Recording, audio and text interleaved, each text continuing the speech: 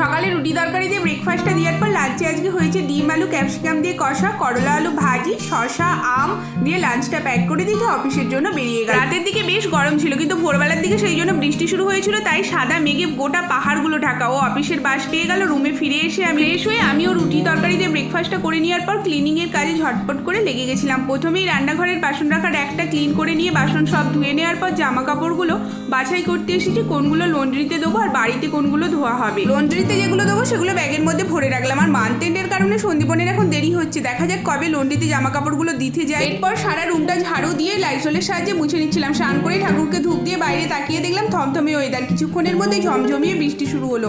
তার মধ্যে নেক্সট দিনের সব সবজিগুলো কেটে রাখলাম। আর এইরকম বাইরে ঝমঝমে ওয়েদার, বাড়িতে তেলে ভাজা হবে না কি করে হয়। মটর ডালের বড়া ভাজতে ভাজতে সন্দীপন অফিস থেকে ফিরে পড়েছিল, তো চা মুড়ি ওকে দিয়ে দিয়েছিলাম। তার সাথে মটর ডালের বড়াও বৃষ্টির ওয়েদার এনজয় করলাম। আর রাতে হয়েছিল চিড়ের পোহা। আজকের মতো টাটা।